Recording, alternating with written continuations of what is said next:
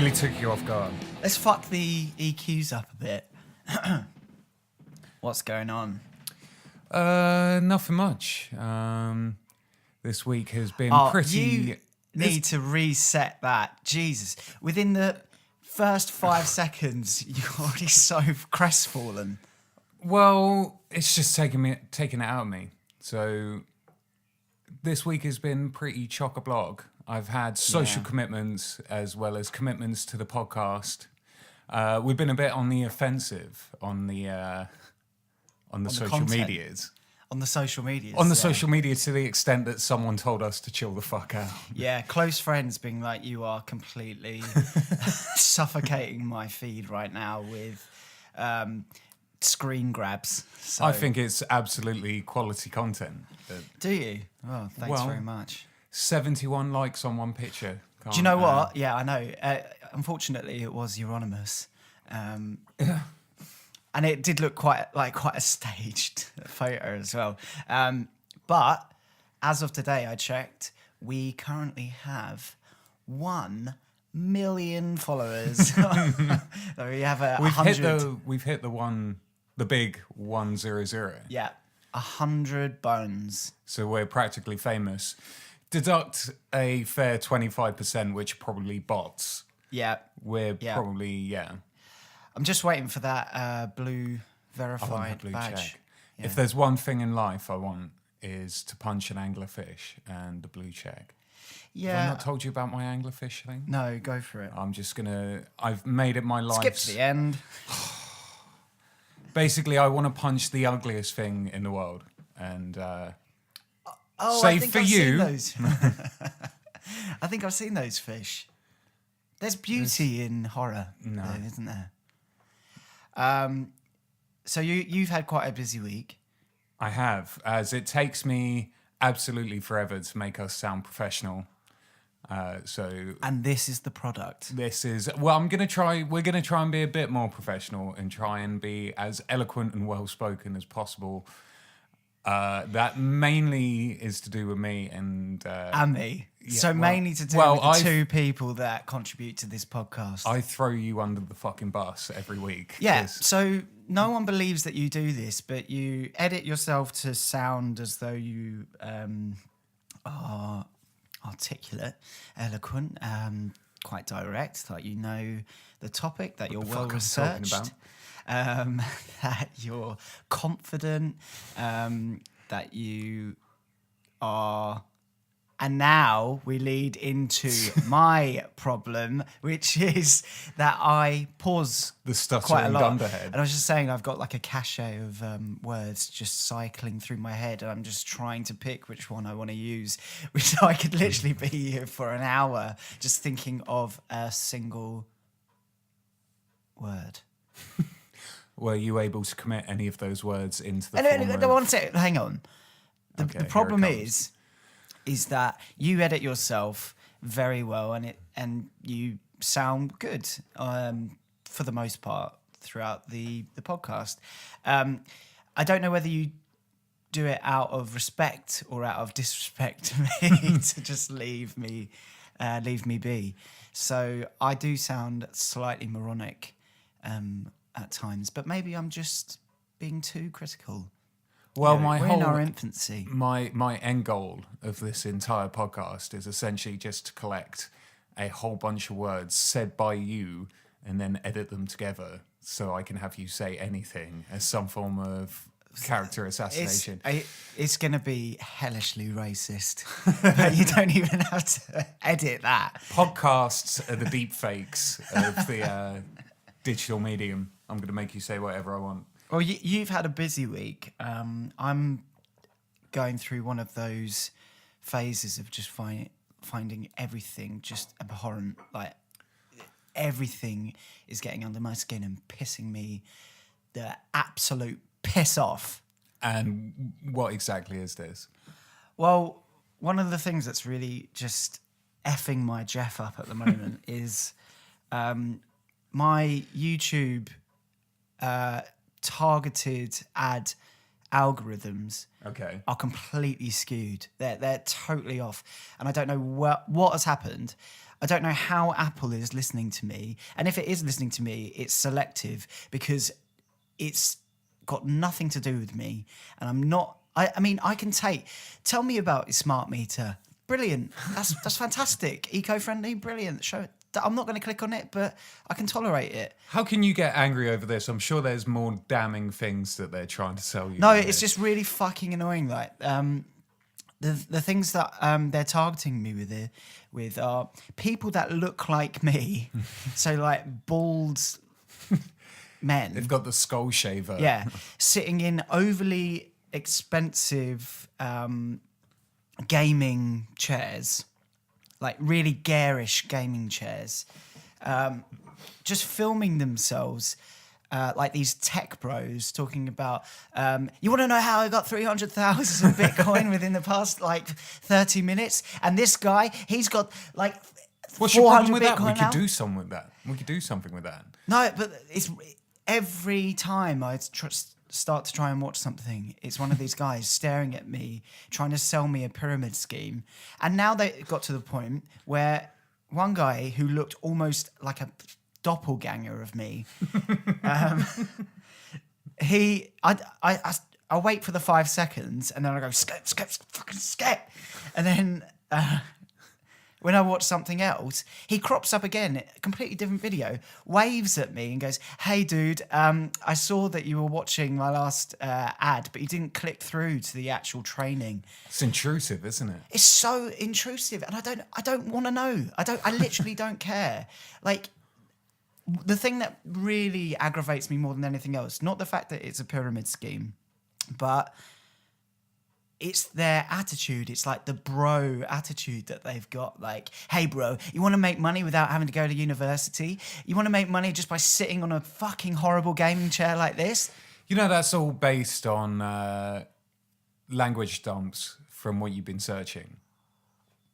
Mate, So if anything, I literally they've am been just tailoring like, it to your vocabulary. I'm trying to watch Mike Seatown talk about records and fucking ramblings. I'm trying to watch like Carrier of Wounds try and sell me CDs. If you've been searching 10-yard fight lyrics, whose fault is that? But I haven't. And this is the other one, and this one does make more sense, but it is equally, if not more, annoying. Before I start watching like a music video or whatever, I'll have an advert and it'll be 4 minutes long and it's literally just a Motley Crue song. I'm not fucking They've been listening joking. to our podcast, haven't they? Yeah, well, that's the thing. Like, obviously you can look at my search history to a certain extent, and I don't know. we've been talking about the dirt. We don't want to go into it again, but I don't want to go into your search history. Trust me, you do. It's just going to be like Matt Bunkle. It's going to be blank, Ludovico blank. just peeling people's eyes back. Look what I've been looking at. No, is what we were talking about earlier on, how to make a shit not smell. Have you seen the picture of the black hole that was released this week? Really put things into perspective, to be honest. Well, not the fucking picture. No. It's definitely not. Yeah, in it was slightly perspective. underwhelming, isn't it? Yeah, it's not exact. It's not 2001: A Space Odyssey, is it? I've seen Interstellar. I don't need to worry about this. Exactly. It's yeah, and that's the thing. Like, Christopher Nolan has a better idea of what a black hole looks like than fucking NASA. And it's just so meme-worthy, isn't it? Like, just this blur that looks See like Matthew McConaughey swirling about. just looks like a fiery anus. And all these doom metal acts are just like scrapping their art blueprints and their ideas. Just like, fuck it, just put that on. For a heavily pixelated image of something, you kind of look at it and you go like, oh yeah, Yeah. I see what that is. Oh yeah, I guess that is kind of big. So it was record store day yesterday. Yeah, did you go record shopping? I'm still nursing my wounds after last week, so I'm not buying any records until I'm fully aware that I'm not going to be harmed horrendously. Yeah, no, it's good. You need to take a break. You need to recover. My 1988 death metal album. I didn't participate. A couple of reasons why. One of them, I was at work. That'll do it. Literally, that's it. No. Another thing is, I feel like saying every day. Is that your cat? That is my cat. Fuck me. Let the cat in. Jeez. You're right, mate. You being waterboarded or something? Come on, mate. So I feel like saying every day should be record store day is the equivalent of not all men in the Me Too debate. So that's not what I'm trying to say. But Are they comparable? In that context, yes. You've just undermined. No, I haven't. No, I've undermined the men. That's the point, because they're like, oh, not all men, which is just a gross oversimplification of just a complete misinterpretation of the brief. But the main reason why I didn't purchase anything for record store day is because I was in Brighton on Tuesday and I spent an obscene amount of money on records. I'm not going to tell you. Where did how you much. go?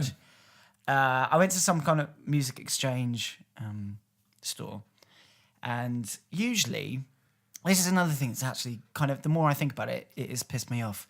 So I started looking through the racks, and I was like overwhelmed by the choice. I was just like finding all of these gems. Like I found like Christian Death. There was a shitload of Rollins band. What else did I get? Some like Thurston Moore, like guitar reworkings and stuff like that. So there was like just amazing stuff. There was Mastodon records there for like $5. Really? Yeah, it was crazy. By the way, where was this? It was in Brighton. Yeah, but which record shop? I'll let you know. I can't remember.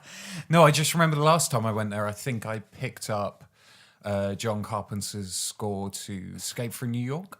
Oh, amazing. Remastered, double vinyl, and it cost me an arm and a leg. I think it was at least like £40. Was it a re-release from that label based in, I think it's America, where they take old horror soundtracks and they... It begins with M, doesn't it? Yeah. And they do like Prince.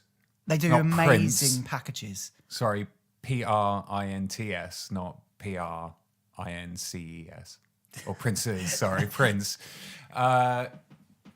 Yeah, I think it is. It begins with an M, but I can't remember who it is. And they did the reissue of Friday the 13th on like a blood vinyl. Like you could kind of tip it, and all the blood would like run to one end. Gimmicks are amazing, aren't they? Yeah, so it's not about the art anymore. It's not about the actual the music or the content. It's literally just how it looks. Always judge a record by its cover. So anyway, so I spent a horrific amount of money at this record store, and I think the guy, the owners of the store, were sort of watching me and occasionally coming up to me saying, "Oh, I don't know whether you're into this. I mean, whatever, but like we've got more of that round the back if you wanted to have a look." And I was just falling. I was falling for it. Have his thick milk bottle glasses on, like a big anorak, and just pulls the. Gee, thanks. So yeah, I don't know how many records I actually ended up purchasing, but usually when you buy a large chunk in one sitting, for the most part, I'm sure you've had this as well. You get some kind of deal, like they'll knock off. You don't want to haggle with them, but they usually take it upon themselves to knock off some money from it. And he was like, right, it comes to this much and 15p. I'll knock off the 15p. And I was like standing there kind of frozen because I didn't jot up exactly how much it would cost. And then when it came to this like outrageous sum and he knocks off 15p, I was like, okay, yeah, thank you very much. Anyway, should we get into some news? Yes, let's do that. Who's first? Let's talk about a bit of a carryover from last week. Okay, so last week we put out a stellar podcast all about the film Lords of Chaos. Anyone who hasn't seen it, it is essentially about the second wave of black metal in Norway and a series of arsons and murders that occurred. So the arsons in question were in relation to the churches that they had over there, but it appears that it's now back and in full force because where did the other ones take place that you reported There was on? one in Utah, one in Yeah. Christchurch, that was a Mormon church, and one in something Rickerton. Okay, so it appears that it's going full steam ahead. It's a global pandemic. Yeah, absolutely. Yeah, watch out, Leytonstone Church. Oh fuck, I've given up. You're giving I've up given it occasional, away. right? Fucking P.O. box. So Holder Matthews from Louisiana has just recently been arrested for allegedly setting fire to 3 churches in the St. Landry area. The crimes themselves took place over the space of 10 days.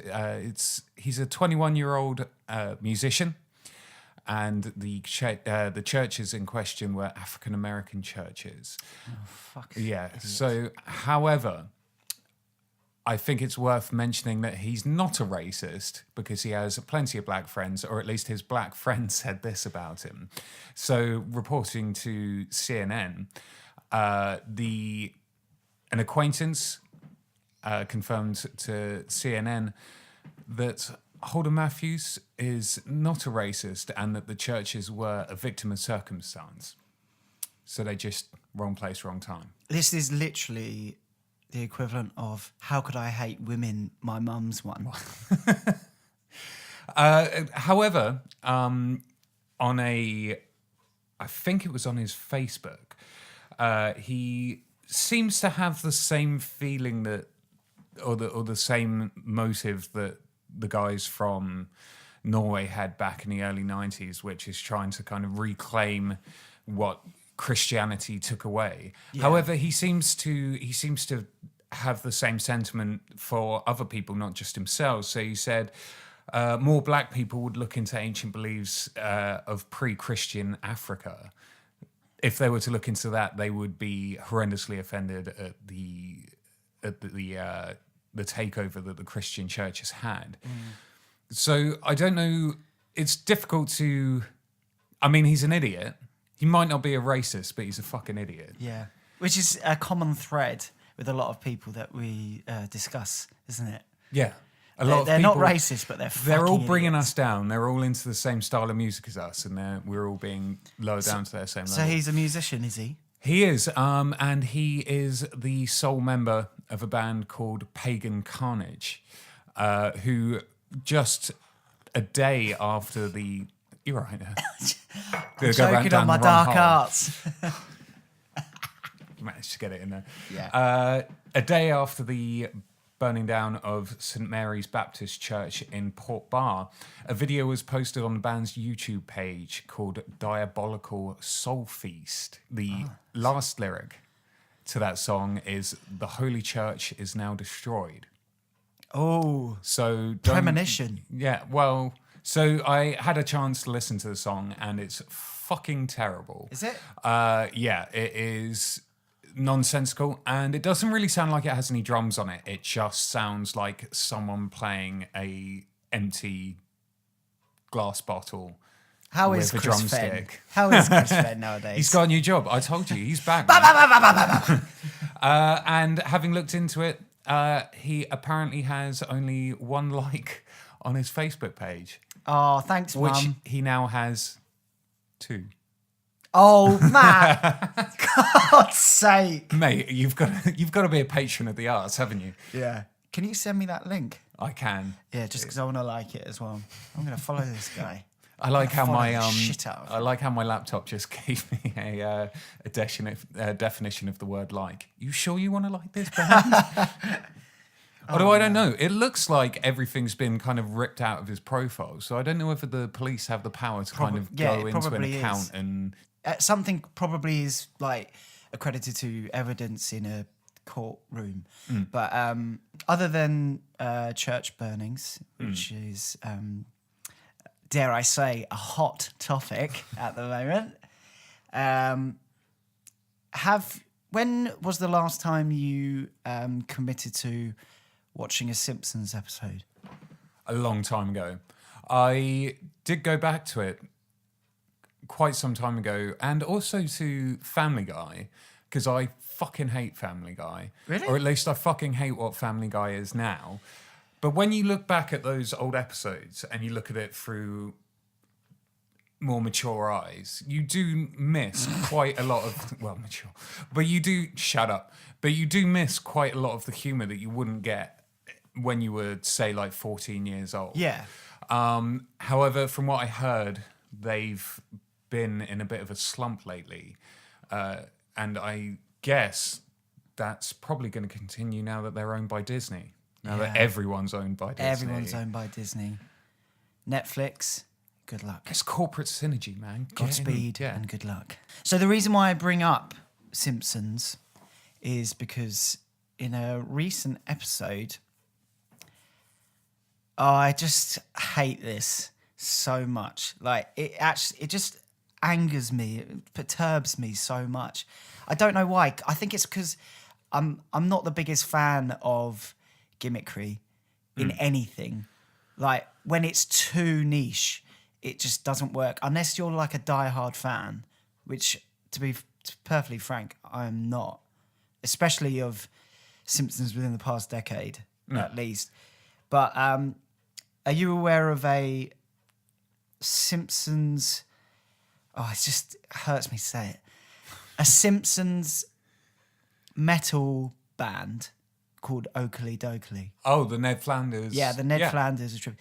So at the end, like during the closing credits of a Simpsons episode in the past week... Oh, they actually had them on. Halfway through the credits where it goes to the black screen and you hear the traditional Simpsons soundtrack, cuts off and cuts to Oakley Dokley playing White Wine Spritzer or wherever it is. How heavy are they, though? Because I don't think I've ever listened to them. They're quite loud. They're described as death metal, but I don't think they're actually death metal. They just play loud metal. They're very loud, and I think that's the main sort of... But it's not actual, it's not true death metal. It's not TRVE death metal, is it?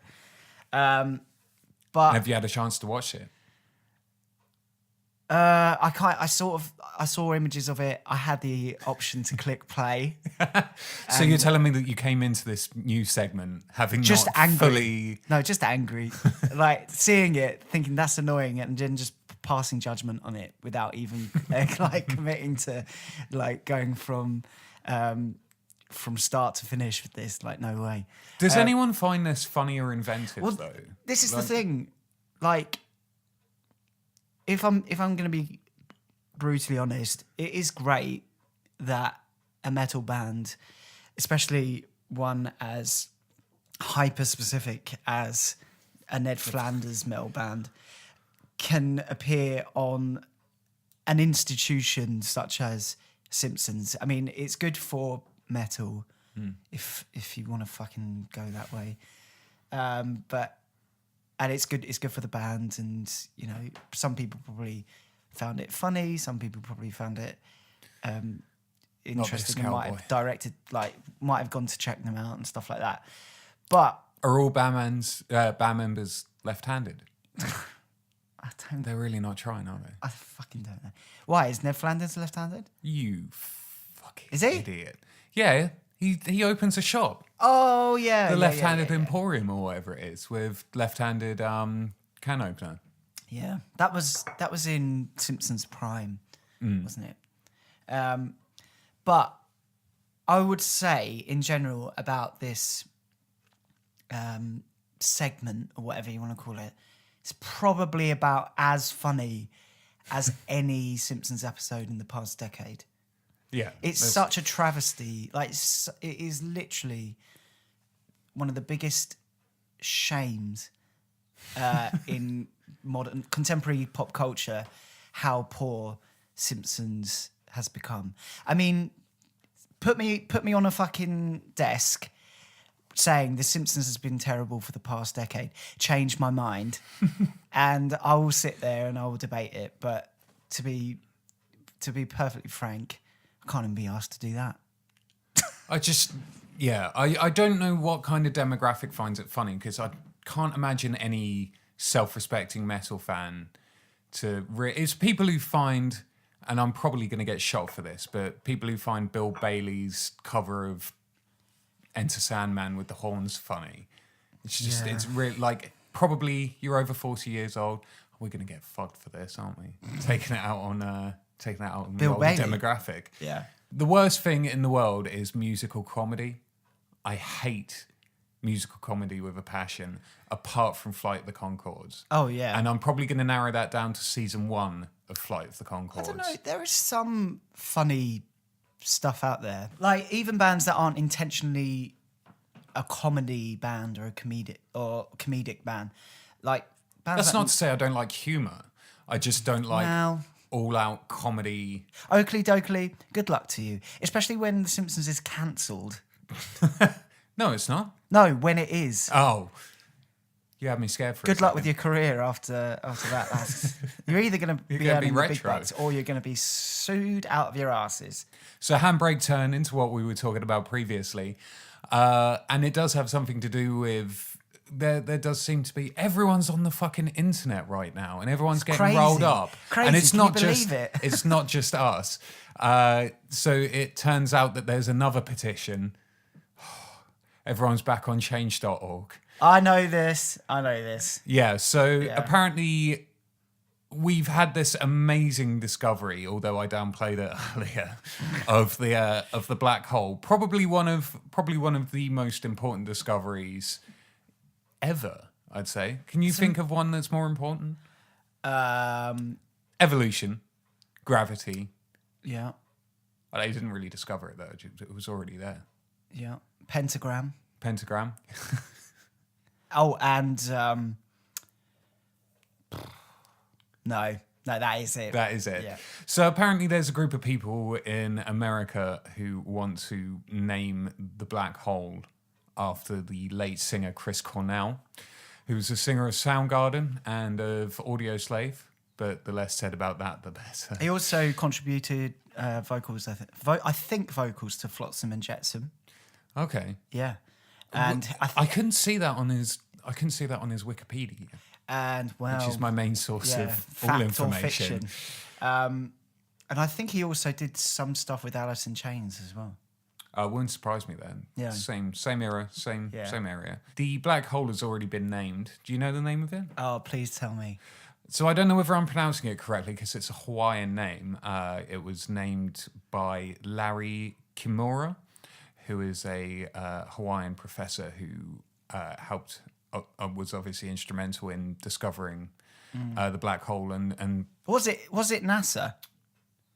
I think it was a group of different people from different universities, but I assume that NASA just stormed in and took the credit. Yeah, because it wasn't like just like an Insta snap on a phone. It was like they put a filter on it. Yeah, it's not. It's got a wide gaping hole. It's got one of those dog tongues just like flapping out. So the black hole is called Pauhi, which is spelt Powehi. Thank you very much. Yeah, you're welcome. To you.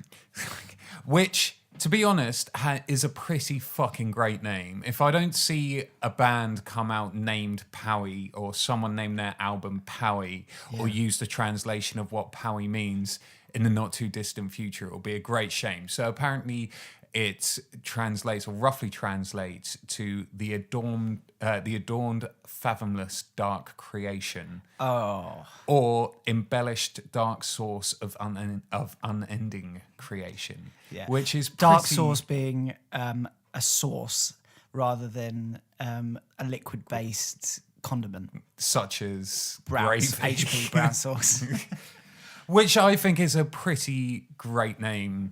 Like you can't go wrong with that. Yeah. It's kind of like Pazuzu. It sounds stupid, but it has far graver connotations behind it. It's certainly better than Chris. Yeah, certainly better than Chris Cornell. So apparently not everyone's happy with this. So Juliana Jarin, I believe her name is pronounced, she got on change.org. She's got some sand in her vagina. So we're I'm going to take that out. No, please. So she's not happy with it, and she wants to name the black hole after Chris Cornell because of the song "Black Hole Sun." Yeah. But it's not a black hole sun; it's just a black hole. So from the get-go, she's already got it wrong. If you're going to get on change.org and make yourself out to be an idiot in front of thousands of people, or as it would turn out, not thousands of people. So how many people have signed the petition? So they need 1,000 people to sign this petition. And I don't know whether that means that it then goes to NASA and gets considered. I fucking hope not. So far, it's had 742 signatures. However, for one of the most important discoveries ever, in which it essentially affects 7.5 billion people on the world, are they really going to kowtow to the whims of 742? See, I thought I was a curmudgeon, but you, with that, it was so protective. I understand the premise of a democracy, but this is ridiculous. This is unbelievable, and I will not stand for it. Have you got a counter petition? It's called ignoring it. Have you heard about Dio's return? No. So, Dio, R.I.P., passed away in 2010 from cancer. Has the main stage at Bloodstock is named after him? Absolutely phenomenal singer, frontman. His contribution to metal is second to none. Not all of it, though. No, but you can't deny that his early works are just incredible. Like, sure. That it's very important. It's a very significant entry to the history of metal and metal's continuum. But Dio is back. Okay, in what He's form? returned from the grave. Okay, dust him off. Upload him snap some bones into place. Upload him to a computer and a projector. Oh. Yeah. Oh, God. He's back. Dio is back in hologram form. Okay. So, did anyone ask for this? I pray that this? he didn't. I hope he wasn't lying on his deathbed, just like pulling over Tim. Whatever you do, like calling over like Simon Wright on drums or something. He's like, Simon, come here. What is it? What is it, Dio?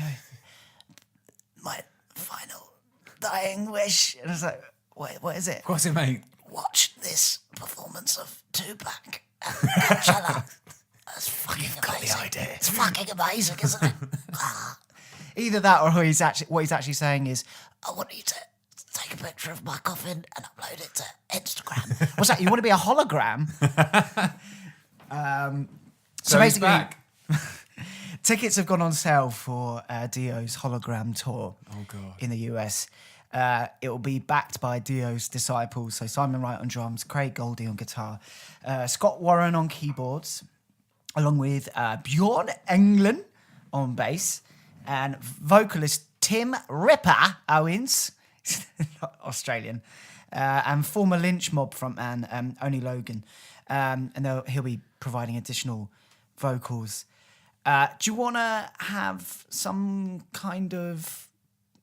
Throw me a ballpark figure of the cheapest ticket price that I could find, at least. Dollars? Yeah, in dollars. I'm probably gonna say like $75. Okay, so the cheapest, you're close, is $90. Fuck. And I've seen this And you've seen hologram. Is Yeah. it atrocious? It's so odd. I mean, we've already discussed. It's a callback to what we were talking about, I think, from the first episode. Why him? Out of all of them, Why why him? him? This is another thing, like, why Dio? Yeah. It's so bizarre. I mean, what is the demands there to see Dio so great that they need to program him back into reality. It's just, that doesn't make any sense. And some of the tickets are going for an obscene amount of money, like it's in the hundreds. Is his estate involved in this? I assume that they had to sign off. I have no idea. All that we can take away from this is that it is an absolute cash grab. Like, there is no other reason for it. It seems very unethical. Yeah, entirely. And I mean, you have to think, like, what would Dio do? What would Dio do in a situation like this? Just fucking pull out the plug. Stop it! So yeah, if anyone is of a certain disposition and wants to go see Dio live, tickets are on sale now. But please just stop. Don't sound to too the podcast. enthusiastic over it. Yeah, just stop listening to this podcast. It's probably not for you. Yeah. It just. But why not Lemmy? Yeah. Why? Yeah. Why Dio? Why? Who can we dig up? I think Lemmy would be quite a good one. He'll put on a good show. Yeah. I can't think of anyone who is good enough. Not necessarily good enough, because I don't think it's about them. I think it's more about me. And probably, I mean, are these tickets selling well? Have you seen anything about this? No, I tried to get some sort of like analytics. Yeah. Go, just because I was so taken aback by the announcement in general, but I haven't been able to find out. They are selling though. Yeah. And I don't know whether my wording of whether someone's good enough to be brought back, but whether it is necessary. I think the only word I can use for it is whether it's necessary. Why is this? This seems like a step down from watching an old DVD of them. Yeah. That feels more like, that feels more of a better representation of that artist's work. You'd be watching it, and then afterwards, people, if you went to one of the shows, and then afterwards, people are like, oh, so you went to that Dio hologram tour date? How was it? And they'd be like, yeah, he wasn't there. He was really good. He sang so well. It's and like, yeah, no shit. He's such a great performer. Like, well, yeah. What do you say about it? Yeah, it's like you can't review it. It would be like trying to review a film. It's like there's no spontaneity behind it. It's like bastardization of a critique, because you wouldn't be talking about the music. You'd be talking about the production. Yeah, you'd be talking about the hologram. So you'd be like, yeah, it looked like him. Yeah, so it completely undermines the actual performer itself. Not into it. No. However, you know, if anyone wants to bring back MJ. So, shall we... it's not an all-ages show. Shall we begin this absolute monolith? As I mentioned previously, I had a chock-a-block week. So, aside from social commitments, I was a man on the street. Beat kids. Kids are on the beat. Kids are on the street. Beat kids. So, I had the chance to listen to the new Sunn record called Life Metal in a rather interesting... presentation, which I'm not used to. So Sunn have a new record out. It came out yesterday, I believe. So we're recording on the 14th, and it was released Record Store Day. Yeah, to coincide with Record Store Day. So I got to go listen to it at a place called Institute of Light in Hackney, which is a small cinema which plays kind of small limited independent runs of films. It also has a record shop in the back, which is really great. Has like Motown and soul. It's not really a place where you'd expect to hear Sunn's new album being played. Have you had a chance to look into this idea? So essentially it's called Pitch Black Playback. What fucking idiot came up with that name where they're gonna make it absolutely impossible to say? How am I supposed to promote your event? It's so funny that you bring that up, because everyone that I've spoken to about this particular podcast is like, oh, so you started a podcast? What's it called? And I go, oh, it's called Ex Inferis. And they're like, what? Okay. Yeah. My partner thinks it's still called Eggs and Ferrets. Yeah. So. I spoke to my dad the other day, and he was like, oh, so you've started a metal podcast, have you? Have you? Must have been so disappointed. Yeah. More than that usual. Sounds disappointing. Up And to I was your like, old yeah. And he was tricks, like, Tom. oh, come on then. What have you called this one? Is it as bad as all the band names that you've had in the past? And I was like, oh, it's called... Harsh. I was, yes, my dad is fucking savage. He was like... Can we get him in? Get him on as a yeah, guest? when we do New Wave of British Heavy Metal, he's coming on. in and he's going to shame us. He was like, oh, so what's it called then? Come on, tell me. And I was like, oh, it's called Ex Inferis. And it was like tumbleweed silence. And he was just staring through me. It's like, Ex Inferis. He was like, Exon what? I was like, I was like, It's Latin, Dad. Have God. you seen Event Horizon or not, forget Dad? it. Do you know what? Just fucking forget it. And then basically I spelled it out for him. And it's like Fuckdad. And he then just stares at me and he goes, why do you do this? Anyway, yeah. For anyone who's not familiar with the premise, it is a listening party that I believe in my attendance there was about 30 or so members of the public who got to attend. It is completely blacked out, so I had these little, what are they called? Little sleeping mask kind of thing, which was Burqa peculiar. for a second. And you sit there in complete pitch black and listen back to an album in its entirety. It's my first chance to experience an album in that kind of environment. Yeah. And I have to say, it was actually quite an experience. It and must be such a sensory overload kind of thing. Like it will heighten other senses, being in pitch black. In a way, well, it certainly heightens the music. So, I turned up there about 6 o'clock. It was due to start about 7:30. So I was over eager. The lady behind the bar looked at me like I was a fucking mentalist. And there were a couple of other Anaraki-looking dudes who were waiting there. And that's the interesting thing is that quite a lot of them weren't ostensibly metalheads. It seems that they're... Because I don't know whether you can really even call it metal. It seems like it's... Well, that's the thing that's quite contentious about... I mean, aside from the fact that they've called their album Life Metal... Yeah. Just if you weren't aware. Yeah, it seems... If you're on the fence. It seems like their music crosses quite a lot of boundaries, where to the fact that it's not really genre specific, it is experiential, and that was kind of what really lent itself to this. So I don't know whether this kind of environment or presentation of a record would work in the same way with something that wasn't so avant-garde. From the guys behind Pitch Black, I'm gonna say You can't say that. I'm gonna say it if I manage to say it Once by the end of this podcast correctly without any stammering. I'm gonna be super stoked. So in their own words, Pitch Black.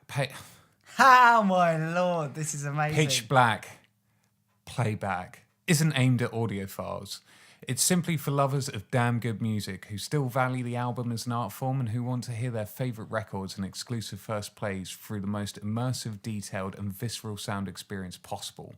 You'll feel the bass on your body and hear the details you've never noticed before. Your hearing is heightened when your vision is cut off and only serves to make the music feel more intense. We promise that once you've heard music like this, you'll want to come back for more. Everyone deserves to experience it, which is great because it was actually a free event. Fun and thrifty. Exactly, yeah. So on a shoestring budget. So I definitely recommend checking out Pitch Black Playback. Thank you. If you have the chance. I know that previously they've done such albums as Loveless by My Bloody Valentine, which I think is a record that definitely deserves that kind of setting. So for me, I think it was almost the perfect way to take in a record because I am very pedantic about how I listen to a new record for the first time. I mean, what's your perfect way of listening? Do you have any like obligations or rituals when it comes to listening to new? As long as I can cancel out everything else around me. That's all I need, basically. I think I consume music best when I'm outside of my house, actually. So I'm just walking around and I've got in-ears. Yeah. And they're noise cancelling. Or if I'm running or something like that, I just seem to take in the music more when I'm sort of walking around than if I'm sitting down. And if someone said, sit down, listen to this record, I could do it. But if I was doing it on my own accord, I would probably get slightly distracted. Yeah. So, yeah, I think just in-ears, walking around, that's all I really need. Yeah, especially when it comes to that first listen, you really want to shut everything off. Like the idea of the sacrilege of people listening with one headphone in and you're completely missing that stereo sound, because that's how the artist wants it to be listening presented. to it on your phone. Yeah. A little bit about the album. It's their 8th album. Teaser was published on the 5th of February 2019, which was a 5-minute teaser video featuring kind of these swooping close-ups of the artwork. Yeah. And it was published by Southern Lord Records, who put this out, who is Greg Anson, one of the core members of Sunn. I believe he is the founder of the record label. And Stephen, actually. Are they both involved? They founded it together, yeah. Okay. So it was recorded over the space of 2 weeks in 2018 on all analog equipment at Electrical Audio Studios in Chicago. And that was recorded with the very notorious Steve Albini, who has been behind a slew of really influential records throughout the year. Yeah. Throughout the years. If we're talking about influential and prolific artists, producers, engineers. It's probably difficult to think of someone who has had such a bigger impact on not just heavy music, but alternative music in general. And I think from his tone in interviews and also just his general He sounds demeanor, sick of it, doesn't he? Fucking beleaguered motherfucker. He fucking hates everything. Yeah, yeah. So from the band themselves, it looks like they were trying to evolve their production methods into a stronger, confident, performance-based and more logical executive process, which is what I got from this record. So I'm trying to think, how does one go about writing an album like Sunn? Where does one begin in the creative process?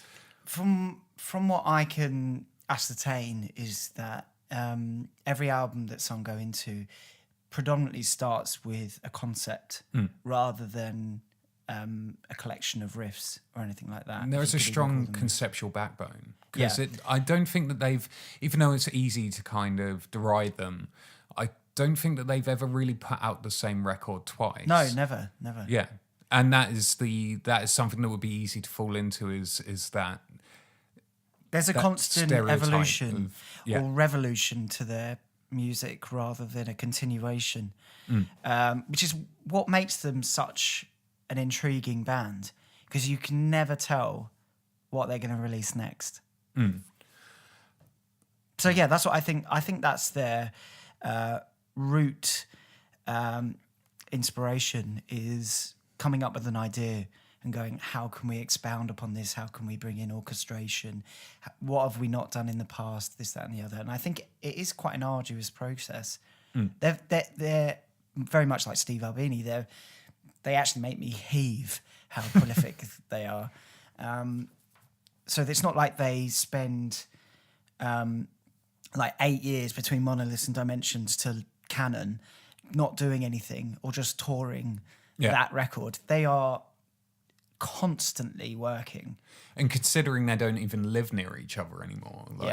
Stephen Malley lives in Paris now. Yeah. Who was actually at the event. And he seems like a really, really intelligent dude. And very well spoken, very softly spoken as well.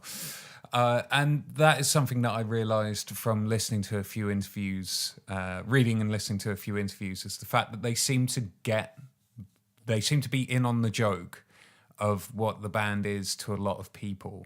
So they seem to, they're my idea of the perfect kind of artist, which is they take what they do seriously and their output is sincere. Yeah. However, they understand that not everyone is going to be into what they do, and they're not going to understand what they're trying to get at, but they seem to be able to take a look at themselves from a different perspective. Yeah, totally. And kind of take the piss out of the fact that what they're doing is essentially kind of on paper is ridiculous. But if you click with that style of music, then you fully understand it as... I think they're very self-aware, Yeah. which is not a trait that a lot of serious touring bands have. They're very self-aware, and I think one of the main reasons why they are self-aware is because of their popularity. They're a metal band.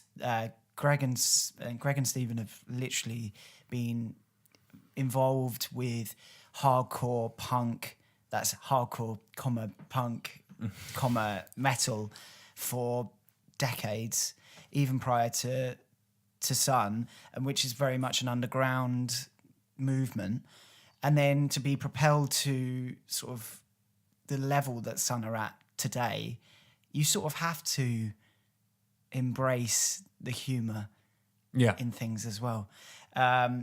So yeah, I totally agree with you. I think Stephen O'Malley especially is out like almost scarily down to earth. This record's 4 tracks long, and it clocks in at about 68 minutes and 56 seconds, which is one of their longer releases. Yeah. And I have to admit, when I sat down, I was slightly intimidated. Did you need to do a wee? I did void myself before I entered the theatre of conflict. And yeah, to be honest, I did sit down and I was a bit trepidatious because I was just like, how long is this? Am I going to be able to... Is my body going to be able to accept this for a punishing almost 70 minutes? And to be honest, it absolutely flew by.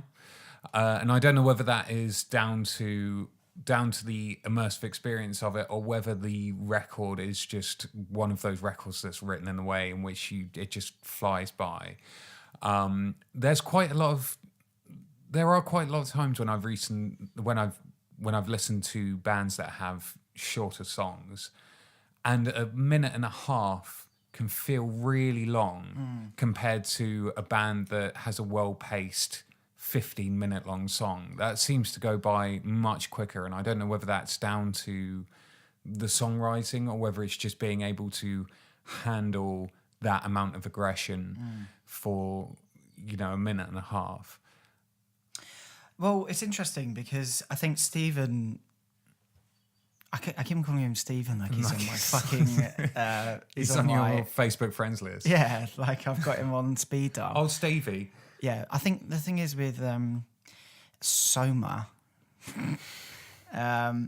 which he has been referred to, by the way, in the past. He's got a few aliases. Yeah, they're all... I've never heard him being called that in real life, but he's accredited as things on records. Anyway, yeah, Stephen in the past has spoken about length and girth of music, and he has said, like, if you take into perspective a Sunn song, which he looks at it as like a side of an LP, and the majority of Sunn songs are post 8-10 minutes, upwards of 20 minutes a song. Yeah. 20 minutes in a lifetime isn't long at all. And I think he talks a lot about how people have disconnected with the patience that is required for listening to music. Yeah. But I totally agree with your point as well, that sometimes you could be listening to thrash, which would just fly. It's supposed to fly by. And I don't know whether it's just the humdrum nature of riffing that you've heard ad infinitum in the past, but it can be quite tedious. Whereas listening to Sunn, it's almost like that experience, very much like just listening to something in pitch black. It's drawing you in, and it wants to keep your attention, and you want to hear those layers build and build and build. So I guess it must have like completely flown. I mean, as long as the record's good, of course. Yeah, and like as you mentioned, people not having the patience to listen to a record in its entirety, these aren't songs that you can just dip into. Like, you're not going into an album going, I really like that song, I'm just going to listen to that on repeat a couple of times, then move to another album. This is something that you have to listen to beginning to end, which is absolutely something that I endorse. So it's the lineup is made, of course, of Stephen O'Malley and Greg Anderson, who are the core members of the group. And they've been known to have a bit of a revolving door of guests. Their collaborations, I'll touch on it again when slightly later, but it's overwhelming. Yeah. And people who want to be involved, and the degree of different individuals from different musical backgrounds who seems to be a shared understanding of, they obviously write, there are people who write more conventional songs who want to be involved in this because they understand it as an expression of the possibilities of sound, which I think is definitely what Sunn are about. They're not about creating a standard musical narrative. Yeah. They're about envelopment. So the rest of the lineup for this record is made of Anthony Pateras, who I am not familiar with, but he played pipe organ on the second track called Troubled Air. I had a quick look into him, and he is quite prolific. So I believe he looks like he's released at least about 50 records in the last couple of decades, or at least been involved in. On bass and third guitar, I assume, is Tim Midget, and rounding out is Hilda Gondodid. Yeah. I don't know whether I'm butchering Hilda? that. Yeah, I think just do it like that. Wait, let me Put it in, put an accent on it. So of course she's Icelandic, as it seems that everyone who does these incredible, almost what's the word? Is it like monastic chanting? What she does? Yeah. Kind of, but she's more known as a cellist. Have you listened to any of her solo albums? I feel like I have. I don't want to start trying to reel off any information about her. No, I wouldn't worry about it. No, so she's been involved with people like Johann Johansson. Okay. She featured on the Mary Magdalene film, and she's actually done quite a lot of score work. One that's most notable and that I'm quite looking forward to, and I can already see you rolling your eyes into oblivion, is that she's going to be scoring the new Joker film. No, that does look good. Yeah? Yeah. Are you on board? I'll commit to that, yeah. I mean, Joaquin Phoenix is just... You can't go wrong, can you? Signs is a bit iffy. It is, yeah. But yeah, so I am looking forward to that, and having listened to her solo stuff, because she is a cellist first and foremost, and her music is predominantly made up of her solo cello work. One of the first tracks, you kind of listen to it and you kind of get the feel of, oh, this is exactly where it's going to go and it's going to continue like this. But she does have a way of, almost in the same way that you would take someone like a Tom Morello, who doesn't look at the guitar just as a means to play riffs on, but seems to actually use the mechanics of it to invent new sounds. She kind of has that. So she rounds out the lineup for life metal. Okay, so there's no Owen M. Barchi on it? No. So it's That's really interesting. Yeah, so there's only one person doing vocals, which is Hilda. And to be honest, so she she features on the first track. And to be honest, it felt like the biggest letdown of the record. So on the whole, the record is absolutely great, and I'm really, really looking forward to listen to it again. It's very difficult to review this kind of record when you're listening to it in that kind of environment, because you're not really listening to the specifics. You're kind of almost trying to switch off your brain and just intake it as best you can with what you have. One of the things that did stick out for me was Hilda's work on it. So she contributed the vocals on the first track, and it almost kind of suffered from a bit of underproduction. So the vocals kind of sat on top of the entire mix.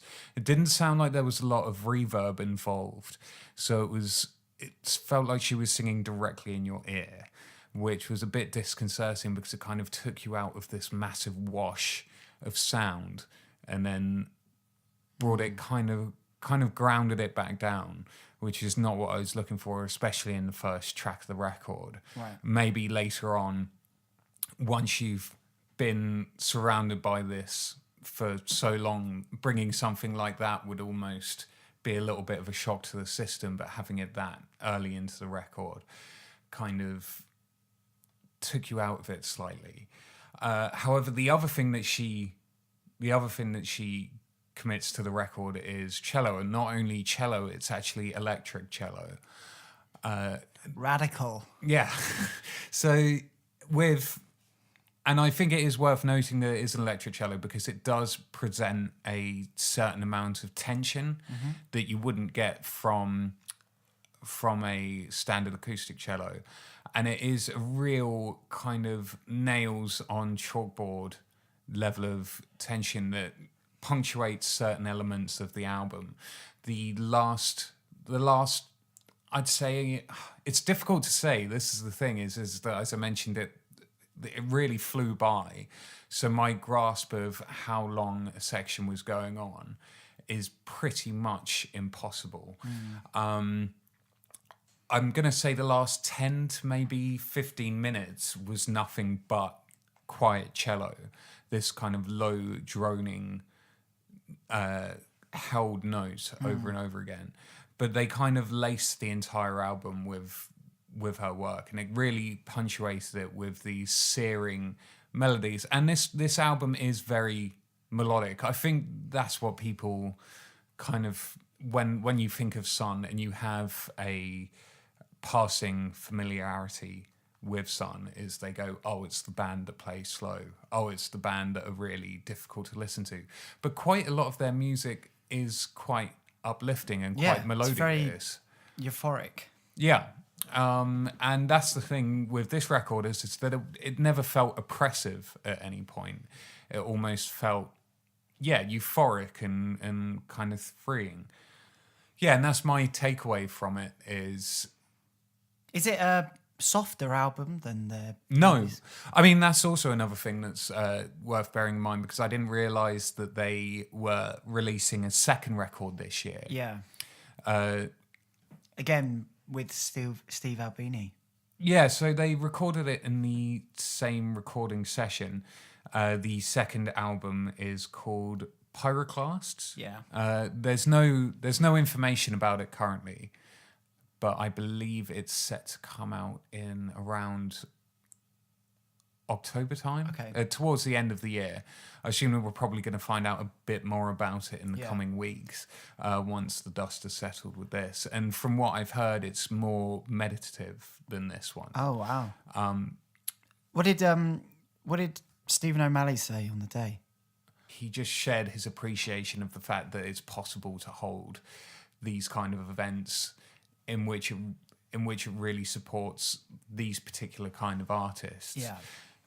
Because I assume, and you're a man who has seen Sunn live, so you've had a chance to experience them probably in the rawest form, rawest possible form. Well, as raw as you can go, sitting down in the Barbican with other highbrow, middle-class white people. Yeah. But I did also see Stephen O'Malley solo support Bowen and the Club of Gore at St John, the Hackney Church. And that was mind-blowing.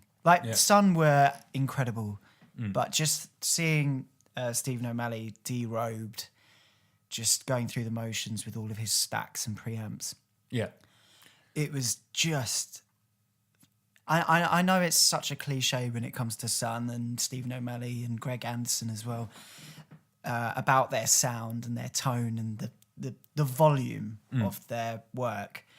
But it was such a physical experience. Yeah. Like, people left before Bowen and the Club of Gore because they couldn't take it. any of it. Some people should have stuck about, but Bowen and the Club of Gore don't sound like that. They don't have the same effect. They're just slow, smoky, Angelo Badalamenti, jazz. homage, Yeah. jazz. Absolutely incredible band. But yeah, it was a fantastic lineup. It was really eclectic. Some people just put their hands over their ears because they couldn't take the sound. And it was loud. It actually made me jump at one point. And it was just, essentially, it was just one chord for an hour. And it was and it was absolutely amazing. Some people fell asleep. I did come close, not in a bad way. Yeah. I think that's, I think it's easy to kind of take the piss and be like, oh, well, nothing's happened in the last. But it was cathartic, to say the least. It's like a hypodermic needle kind of shit.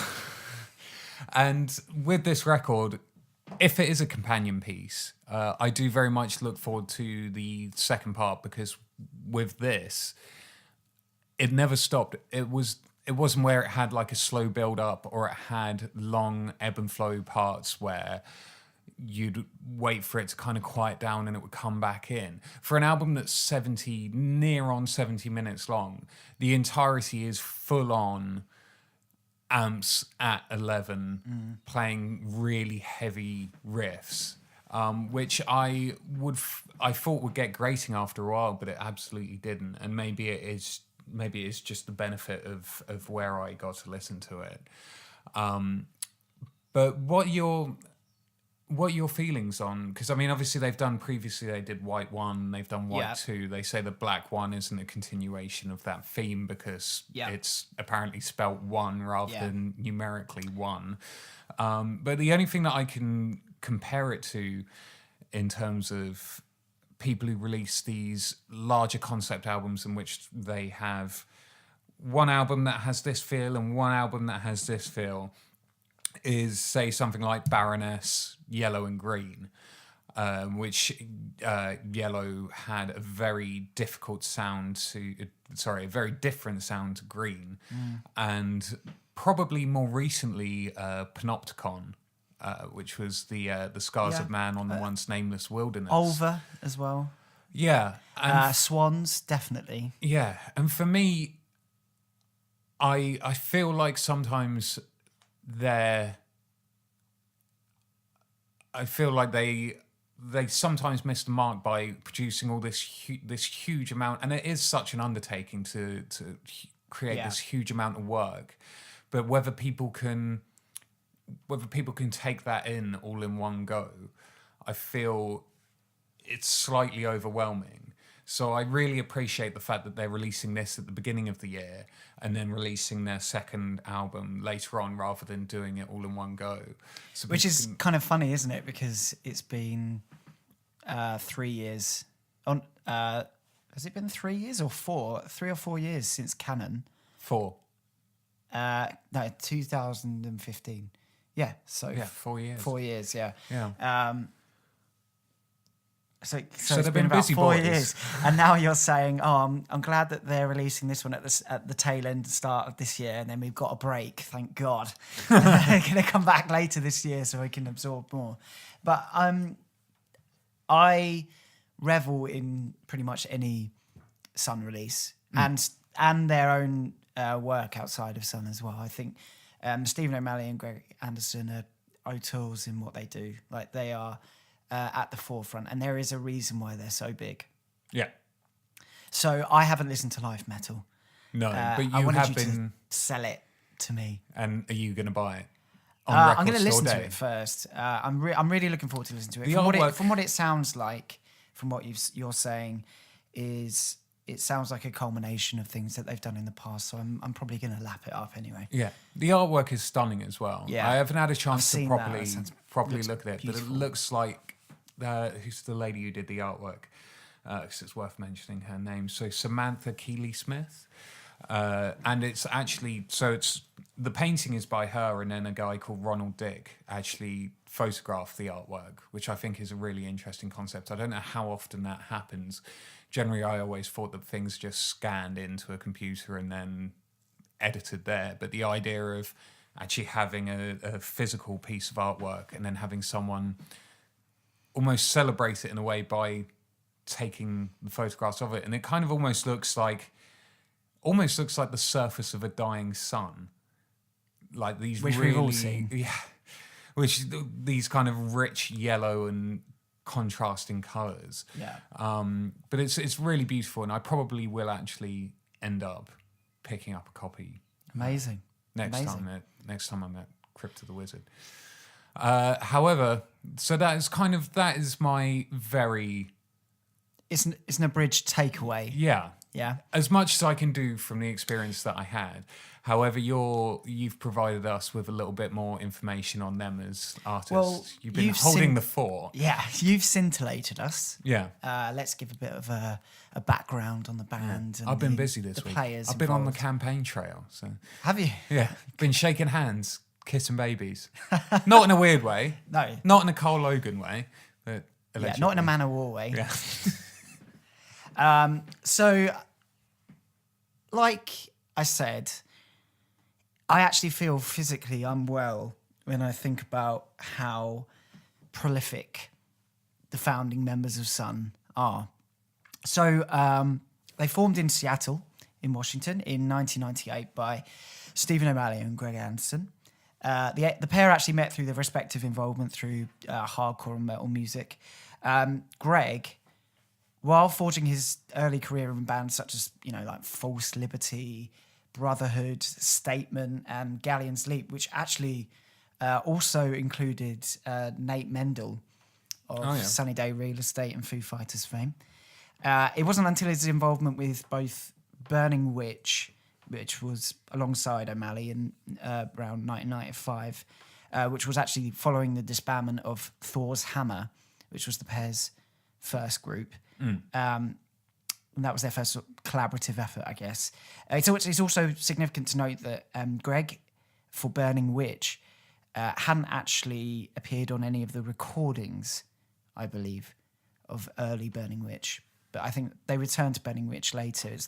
Burning Witch is an interesting one because it's really, really important if you look at doom metal, again, as a metal continuum, they were the impetus, essentially, of what doom metal would come to look like in about a decade's time, which is incredible because I think at the time it obviously had some form of impact, but over the years it's become as influential as, say, The Mysterious, for example. Yeah. Like it is so important to the future of doom metal. And there's also like the impetus of Sunn in Burning Witch as well. You can hear the nucleus of that coming out there. But it was also Greg's involvement with doom act Goatsnake, where he began to formulate sort of a signature playing style. And Goatsnake, they came into fruition in 1996, following the disbandment of the Obsessed, which included bassist Guy Pinhas and drummer Greg Rogers.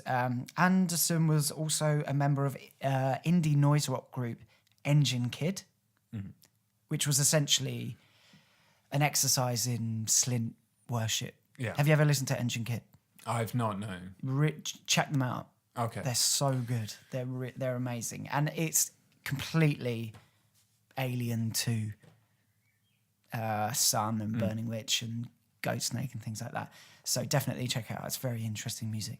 So Stephen O'Malley, also referred to as Soma and a number of other aliases, he began his career sort of as a fanatical black metal journalist for his zine Descent magazine. And he's also a graphic designer. And his sort of additional art credits or creative directorial credits is really vast. and really, really interesting, actually. So he's worked with people like, he did the reissue artwork for Winter's Into Darkness, which came out in 1993. But I think it's important. I don't think he was involved with the original design. He actually worked on the reissue for Southern Lord, I think in about 2011 or something like that. He worked on the artwork for Emperor's Anthems to the Welkin at Dusk from 1997. In the Woods, Omnio, which was 1997, and that was released on Misanthropy Records. Primordial's Journey's End from 1999. And this is a good one. Bertsum's Hilfskjaff. Oh, he's back again. That was from 1999. I think that was his second endeavour into ambient. And he's done, like, you should really, again, check it out, because, like, if you just look at his back catalogue of artistic creditations, it's huge. So he's worked with sort of Owen and Barchi Sai. He worked with Mayhem, Place of Skulls, Solstice, Earth, of course, he worked with as well. So he's got an unreal creative output. And actually, back to the zine that he worked on in the 90s, Descent, he actually got quite a bit of flack in later years, sort of for his sort of blasé attitude towards publishing reviews and profiles for sort of far-right black metal bands. Okay. People started bringing it up later, just like, how do you feel about the fact that you were involved with that scene? And he sort of alludes to it, and he says, like, he didn't share their political ideologies, but he just was claimed to care solely about the music. Yeah. Which is... It's difficult. It's been criticised as sort of like naive. Yeah. He was like 20. Yeah. He should... I mean... We He all should have known We all better. ignore racism when we're 20. Some of us are still at it. Hey Varg, hope you're doing well, mate. So, despite Anderson's early exit from Burning Witch, a great deal could be said about the nucleus of Burning Witch and the band's importance to the trajectory of what would become Sunn. So a lot of terms have been used to describe Burning Witch and their sort of untraditional sound. Among these are Suicide Doom, Okay. Trans-dimensional Drone Doom, Oh, fuck. True Blackened Doom, and this is my favourite one, Molasses Sludge. Oh, honey death metal. Yeah. Just, Agave syrup. yeah, exactly. Fucking shit. Like, just get a hat and pull out names. Stephen O'Malley has obviously said these descriptions are ridiculous, insisting Burning Witch is just a slow and heavy doom band with quite unique vocals. They are quite unique. And there's a natural sound, progression in sound of Burning Witch to the pair's like later project or projects, especially on Black One. And comparisons can be made to sort of O'Malley's later project, Canate as well, or Canate. And it's also worth noting that a number of Burning Witch records were released through Southern Lord at a later date. So they do return to Burning Witch. Yeah. The name Sunn is essentially a homage to both sort of the amp equipment company of which they employ for their live sets, and also to Dylan Carlson of Earth. Earth 2 ultimately sort of laid the foundations for Sunn to emulate in very early Sunn records. You can definitely hear the Earth influence there. But despite Stephen's artistic credentials, the band's logo was actually pilfered from the music equipment company of the same name. Ironically, the band's logo was copied on a print distribution platform, Redbubble. So this is really ridiculous, yeah. So Have you been on Redbubble? Yeah. I've scoped it out.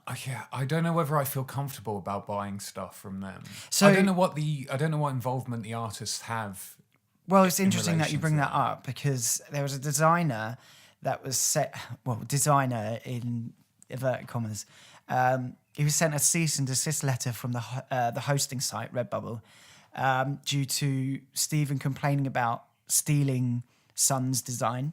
Yeah. So this designer, he took the O with the brackets around it, and just next to it, almost in mirroring Sunn's font, just wrote Doom, and then had like a circle and brackets Not over particularly inventive. But it's so ironic because Stephen O'Malley, the graphic designer, steals a logo from a amp company and then shits on someone else for stealing theirs.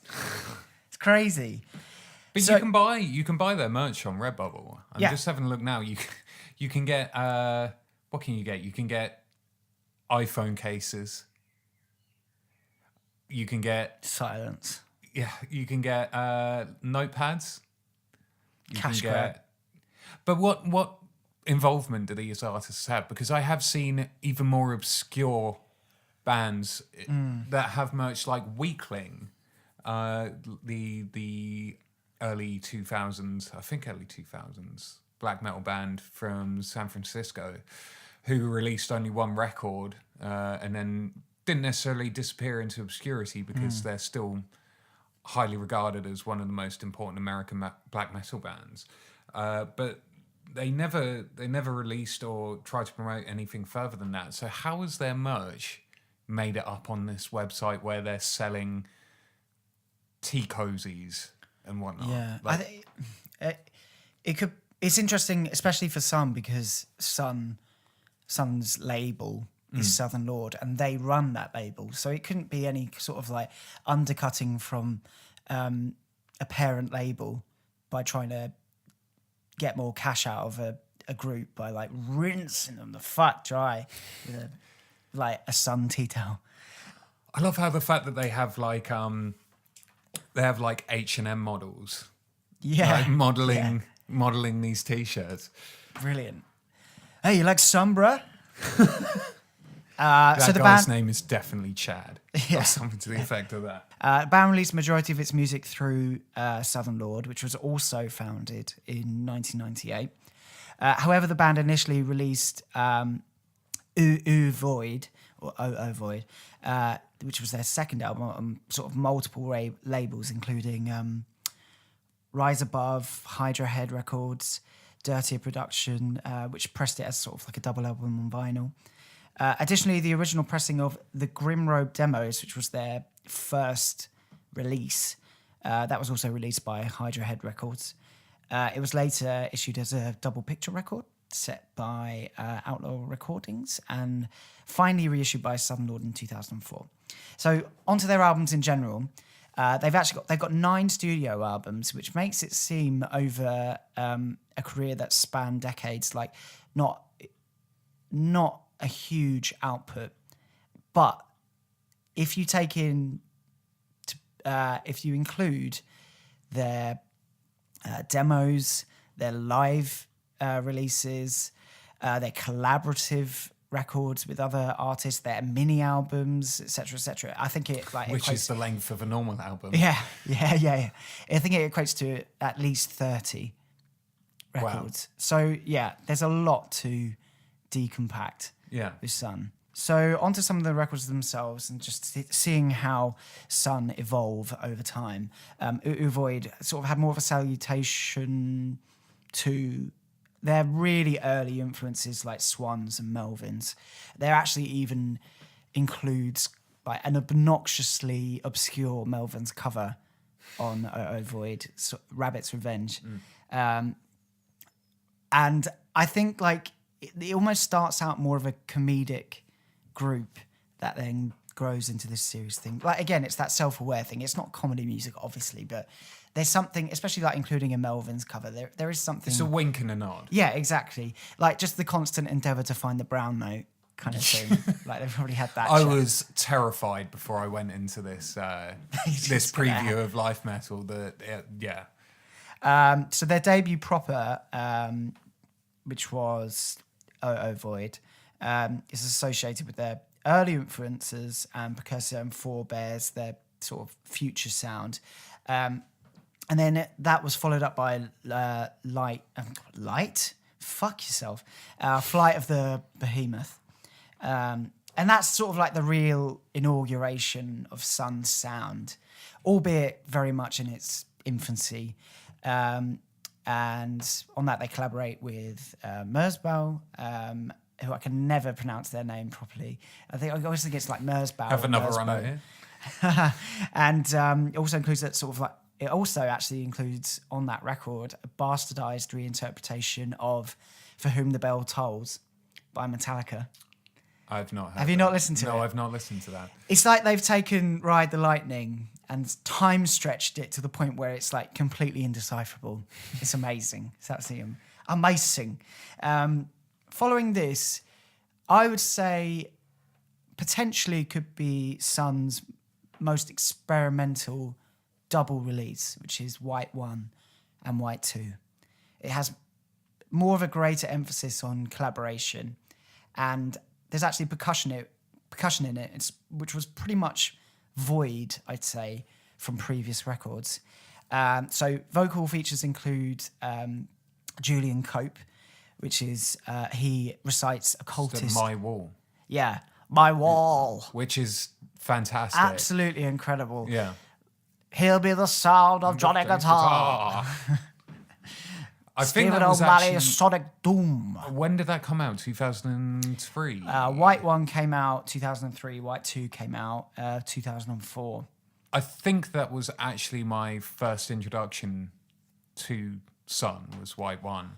Having listened to it with a couple of friends. We used to have little sleepovers. Token, were you, bruh? Yeah, well, we used to have little sleepovers where we'd listen to records in the dark. So it's all come full circle.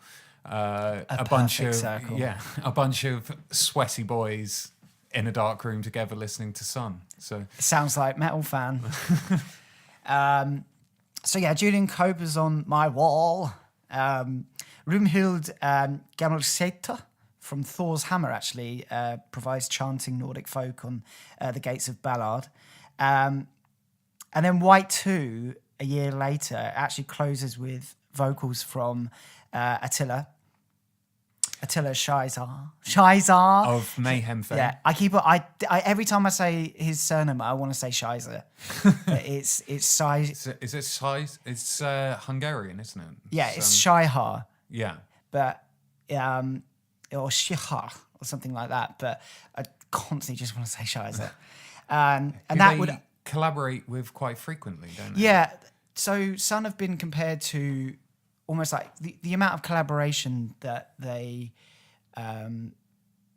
insist on, I guess, has provided them with this sort of reputation of being metal's Sun Ra orchestra, which they sort of they try and distance themselves from that label. But if they were an orchestra, Attila would be their Sun Ra. Okay. So just to completely go against what they go against their wishes and just go with what I think. So yeah, this followed on from White 1 and White 2, Black 1, which has no, as we've mentioned, correlation to White 1 and White 2, and it's widely regarded in some respects as their black metal record. And it actually also includes quite an oozy reimagining of Immortals' Cursed Realms from Battle in the North, which came out in 1994. That being said, I mean, obviously we previously mentioned that Stephen O'Malley has quite a long-standing interest in black metal. Trying to define not necessarily what a genre is, but the feel of a genre. Like if you say that something is... You can say that there are elements of black metal, or you could even almost consider it black metal parts of Sunn. When someone comes up to you and asks what a black metal band is, the easiest things to go to is it's very high-pitched guitars, not a lot of bass frequencies in it. However, this is obviously the complete opposite of that. Yeah. Yet you can still... There's a rawness to it. Yeah. And it's almost, it's that tone, not literal tone as in guitar tone, but that atmosphere and that feel, and that's when you play a standard death metal band that has blast beats and trill pick guitars. What's the difference if you were to show that to someone who's not in the know of different metal genres? They would probably say it all sounds the same. Yeah, but it's the delivery of it that really it's the product, I Yeah. guess, of the aesthetic of black metal. Really, like it is a package deal, isn't it? Really. So other musicians on Black One include Malefic and Rest from Zathur and Leviathan, respectively. black metal sad boys. Yep, love them though. Gotta bloody love them. Someone's got to. Yes, someone's got to. The band supposedly also went as far to lock Malefic in a casket to record the vocals I read on about this, Bathory Erzsébet. Did you know about that? And he's got pretty bad claustrophobia as well. Yeah, he's What super fucking claustrophobic. assholes. Yeah. They actually did this. They returned to that whole theme again during a live art performance for Banks Violet, I believe, where Attila, the band, they were sealed in coffins, so the audience could hear them, but they couldn't see them. Which is a bit, it's a bit on the nose, isn't it? So it's, as we've explained, it's not a continuation of White 1 and White 2, but more of a revision or like a deconstruction of the tone, the pace and the intention of Sunn. So Black 1 is a very, very, I think pretty much every Sunn record is a significant turning point, but Black 1 starts to really delve into the idea and the meaning behind the length of their songs and the patience that you must have when going into a Sunn record. I'm not going to delve too deep into the majority, the rest of their catalogue, but I do have to talk about Monoliths and Dimensions, which came out in 2009. If there was ever a more apt title for a record, it would probably be This Taylor one. Swift, 1989. Do you know what I mean? It's arguably, as we said, their magnum opus. I mean, apparently it was the most difficult and demanding record to complete. And it's pretty much a very big departure from Black One. It's more euphoric. They have blistering guitars. There's huge, really complex choral arrangements and vocals from Attila that you can actually decipher as well, which is amazing. But this is really, really interesting. I'm not going to talk about canon, but on Monoliths and Dimensions, Stephen O'Malley said it does have its aggressive qualities through the guitars, of course, but it's not so claustrophobic, which was their main concept for Black One. And that was a really overpowering record. This one was like, okay, how do we expose the other side of that? We went through our period of personal darkness at the time, at least for myself, and it's like we kind of came out of that wiser. That's kind of the feeling of these tracks. There's another set of tracks. This is when he was talking about Monoliths and Dimensions in 2009. There's another set of tracks called Canon, with a K, the Hindu version, Right.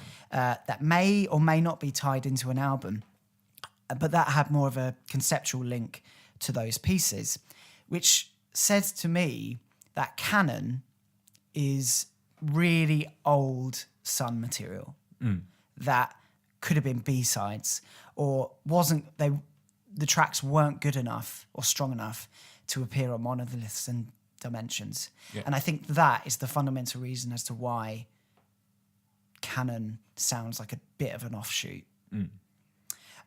Moving on from there, we've mentioned collaboration. O'Malley alone has collaborated with Greg Anderson, Merzbow, Envid Kang, Alan Moore, Ianshu Deminescu, Anna Maria Avram, FM Einheit, Randall Dunn, keep James going. Plotkin, Julian Cope, of course, Joe can do Preston, Attila Scheiser, Stuart Dempster, Peter Rayberg, a.k.a. Peter, Lee Dorian, Thurston Moore, Johan Johansson, Nurse with Wound, the Japanese metal band Boris and Miko Kurihara, Jim O'Rourke, Keiji Haino, Daniel O'Sullivan and Christopher Rigg in the free improvisation act Aethna, together with Steve Noble, Aaron Turner, Owen Mbarchi, of course, Alexander Tucker, and percussionist Zev, to name a few. That was a good one. Good one. No, I'm not going to go again. So Stephen O'Malley says about collaboration, they're basically metalheads with smart friends. And the fact that they're metalheads with any friends is a feat in itself. Look at us. Yeah, exactly. So about their sound, very quickly, I just want to touch on that. It's more about tone than instrumentation.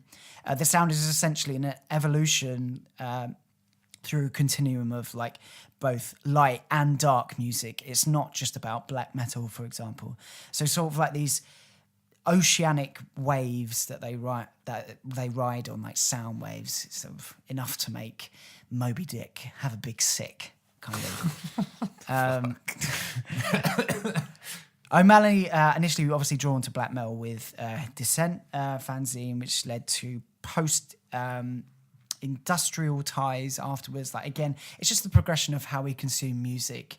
When you're a music fan, you just can't get enough of it, and it's sort of like an addiction, and you want more of everything. So he was led to sort of post-industrial following his ties with black metal.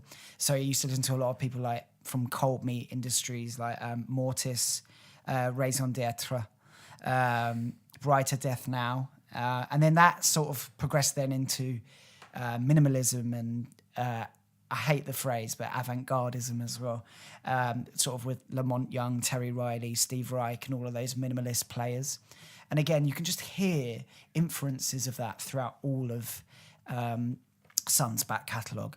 Regarding their backline, they used original Sunn Model T amplifiers, but that aside, the group actually utilised modded rat pedals.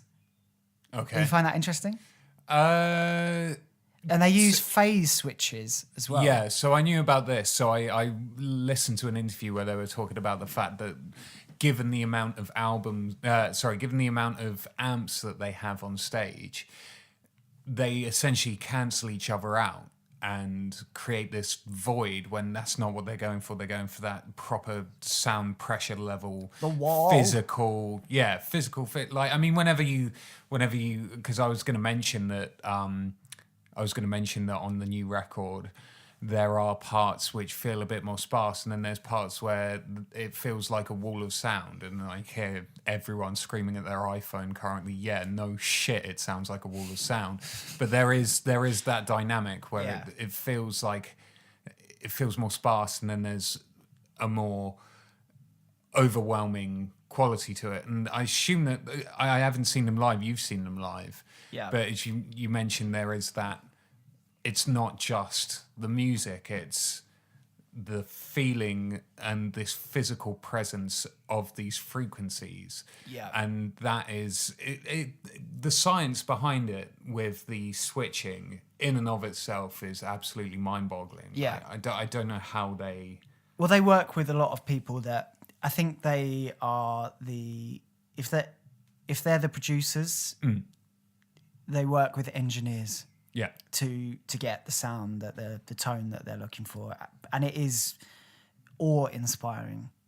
Like it really does rumble, like it rumbles your innards, like nobody's business. It's a brown sound again. Yeah, exactly. It's like, no, I'm not going to say it. I'm not going to say that. They also use Travis Bean guitars. So O'Malley said graduating to playing a Travis Bean was like going from playing a stand-up piano at your mum's house to like playing a Bosendorfer. And I think Greg actually uses a turbo rat with an original chip inside of it as well. So that's quite interesting. What are these mods with these rats then?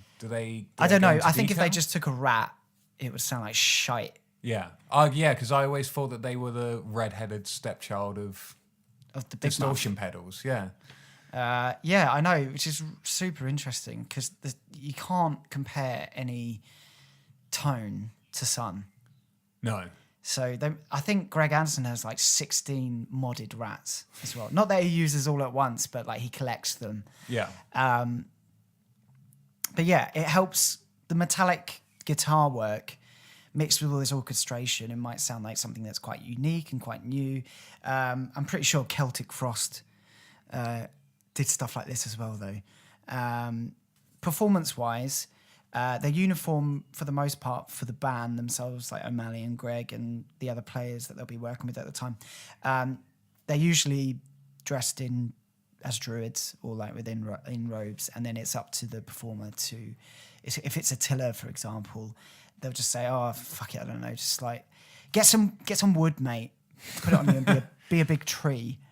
And Attila is incredible. Like he's such a visionary when it comes to not just his music but the aesthetics around it as well. But the point is about using the uniform, like the uniform being the robes, is that it removes the individual. It removes the identity of the group.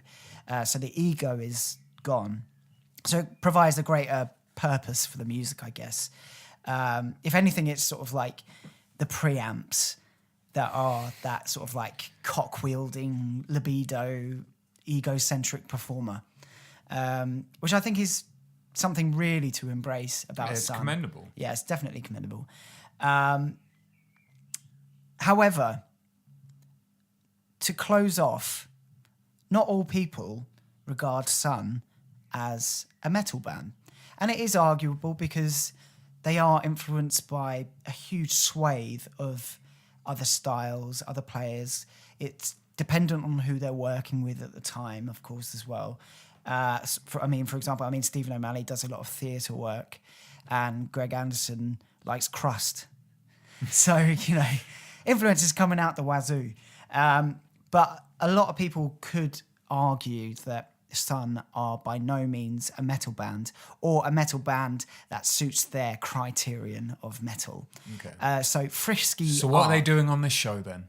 Yeah, I know. Fuck them. What have we done? We just wasted 3 hours done of it. my life. Frisky Arts on Reddit tried to start a thread entitled "What's the Big Deal About Sunn?" So, Frisky Arts says, "Seriously, I've been steadily seeing more and more circle jerk, Hisperesque wankery over the last 2 years about these guys." This was 4 years ago, by the way. Okay. Last 2 years about these guys. Now, it's at the point where they're brought up in just about every metal conversation. Why? This is going to be a highly unpopular opinion. They're fucking bland as shit.